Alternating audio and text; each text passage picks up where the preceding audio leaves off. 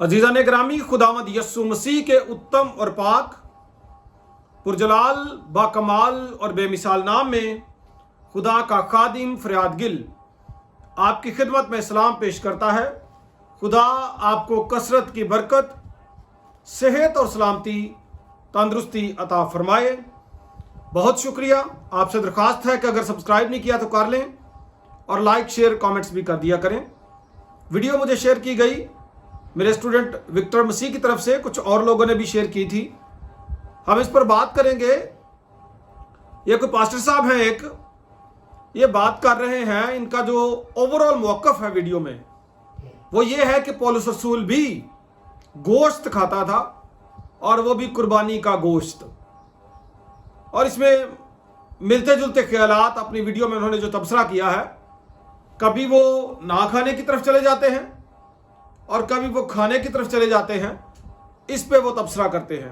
लेकिन इन सब में अहम बात यह है कि पौलुस रसूल भी गोश्त खाता था, वो भी कुर्बानी का। मुकद्दस पौलुस रसूल गोश्त खाते थे, कुर्बानी का गोश्त खाते थे।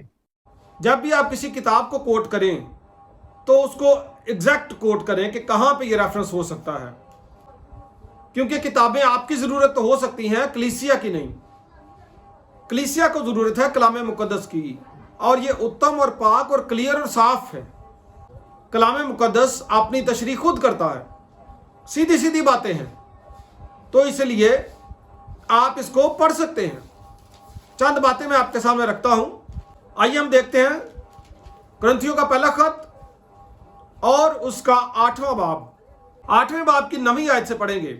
लिखा है, लेकिन होशियार रहो, ऐसा ना हो कि तुम्हारी ये आज़ादी कमज़ोरों के लिए ठोकर का बाइस हो जाए। क्योंकि अगर कोई तुझ साहिब इल्म को बुत खाने में खाते देखे और वो कमज़ोर शख्स हो, तो क्या उसका दिल बुतों की कुर्बानी खाने पर दिलेर ना हो जाएगा? गर्ज तेरे इल्म के सबब से वो कमज़ोर शख्स, यानी वो भाई जिसकी खातर मसीह हुआ, हलाक हो जाएगा। इसमें वो बता रहे हैं कि बुतों की कुर्बानी का गोश्त खाने के लिए कोई शख्स अगर वहाँ पे मौजूद है बुत खाने में और कोई कमज़ोर ईमान वाला उसको देखता है, तो इस देखने में ही हो सकता है वो हलाक हो जाए, और ये अब्दी हलाकत की बात है। यहाँ पे मैं आपके सामने जो बात रखना चाहता हूँ, ये भी नहीं है कि पौलुस रसूल कहता जी मैं खाता था। ये कोई रेफरेंस नहीं है जो बताया कि वो खाता था गोश्त। मजीद देखें, 9वें बाब की 19वीं आयत में लिखा है, अगरचे मैं सब लोगों से आज़ाद हूँ, फिर भी मैंने अपने आप को सबका गुलाम बना दिया है ताकि और भी ज़्यादा लोगों को खींच लाऊं। मैं यहूदियों के लिए यहूदी बना ताकि यहूदियों को खींच लाऊं। जो लोग शरीयत के मुताहत हैं उनके लिए मैं शरीयत के मुताहत हुआ ताकि शरीयतों के मुताहतों को खींच लाऊं। अगरचे खुद शरीयत के मुताहत ना था, बेशरा लोगों के लिए बेशरा बना ताकि बेशरा लोगों को खींच लाऊं। अगरचे खुदा के नज़दीक बेशरा ना था मगर मसीह की शरीयत के ताबे था। कमज़ोरों के लिए कमज़ोर बना ताकि कमज़ोरों को खींच लाऊं। मैं सब आदमियों के लिए सब कुछ बना हुआ हूं ताकि किसी तरह से बाज को बचाऊं। पौलुस रसूल अगर कहीं पे भी जाते थे, अगर कोई एक्ट, हालांकि लिखा नहीं है क्लियर कि उन्होंने गोश्त खाया, अगर कोई एक्ट उनका हुआ कहीं पे भी, तो पर्पस ये था कि वो लोगों को इंजील की खुशखबरी दें और उनको बचा के ले आए। जबकि हमारे यहाँ तालीम देने वाले और खाने वाले जो लोग हैं, जो खाने की तालीम देते हैं, इनका मकसद सिर्फ गोश्त खाना है और ये तालीम देते हैं जी ये अब्राहमिक रिलीजन्स हैं तो हम एक ही हैं, और बाद में इनकी बच्चियां भी उनके साथ भाग जाती हैं।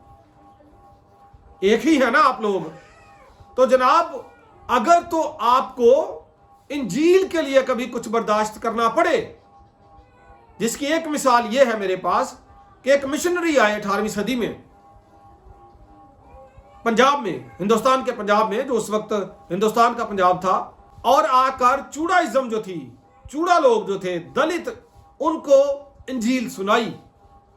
पहले तो वो जो मिशनरी था वो जाहिर है उसका एक प्रोटोकॉल था, वो इतना नीच और इतना घटिया खाना नहीं खाता था, ये लोग मुर्दार खाते थे, और वो चला गया پھر جب وہ گیا تو شپ میں بیٹھے ہوئے اس نے انجیل کھولی تو پولس رسول کی ہی بات اس کے سامنے آئی کہ ویسا ہی مزاج رکھو جیسا مسیح کا بھی تھا، اور وہ واپس آیا، اور اس وقت دت مسیح جو تھا وہ مردار تقسیم کر رہا تھا اور لوگ لائن میں لگے لے رہے تھے، اور وہ شخص بھی لائن میں لگا، اس نے مردار کھایا، حالانکہ مردار حرام ہے لیکن اس نے کھایا۔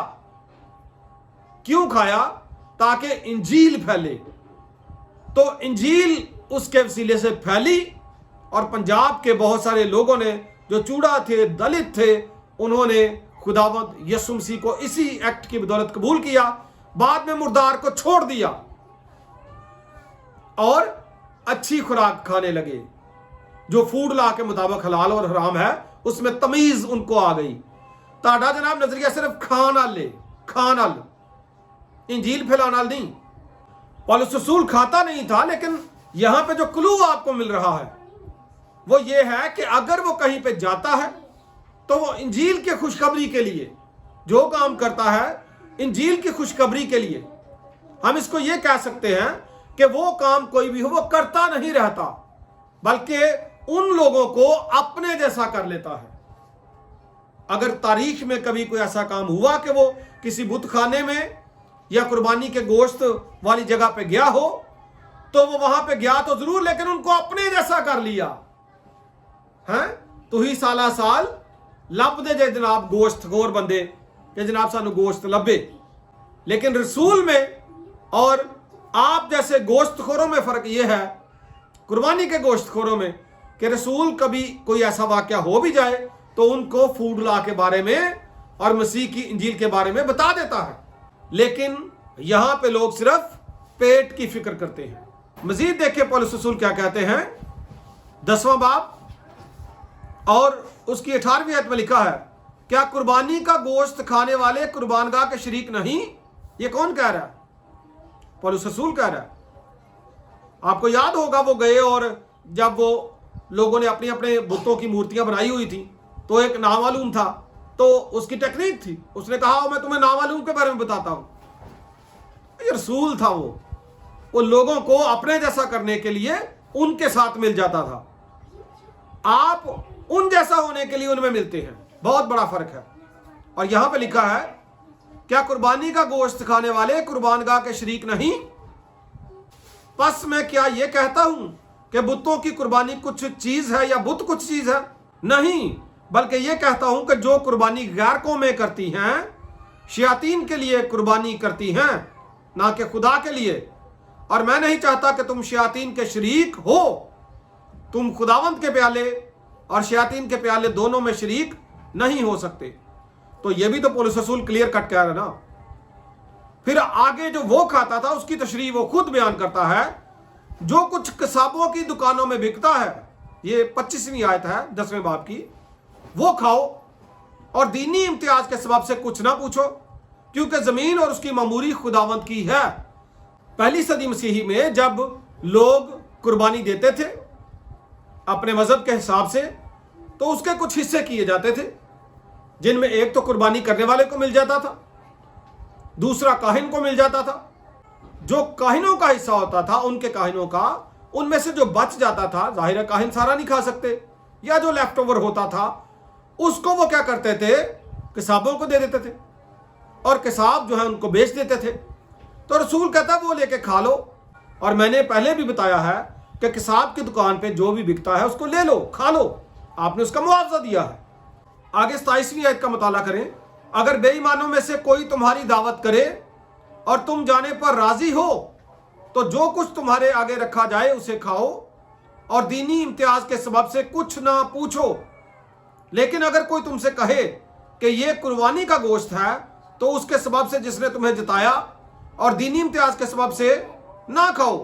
دیکھیں جی، پہلی صدی میں لوگ جو ہیں مسیح کے زمانے میں یا رسولوں کے زمانے میں مختلف لوگ جو ہیں وقت بہ وقت قربانیاں کرتے رہتے تھے، اور ضیافت میں پتہ نہیں ہوتا تھا کہ کون سا گوشت ہے، جبکہ آپ کو کلیئر کٹ پتا ہے کہ 3 دن 4 دن 5 دن 7 دن کون سا گوشت چل رہا ہے۔ ان کو پتہ نہیں ہوتا تھا، آپ کو پتہ ہے۔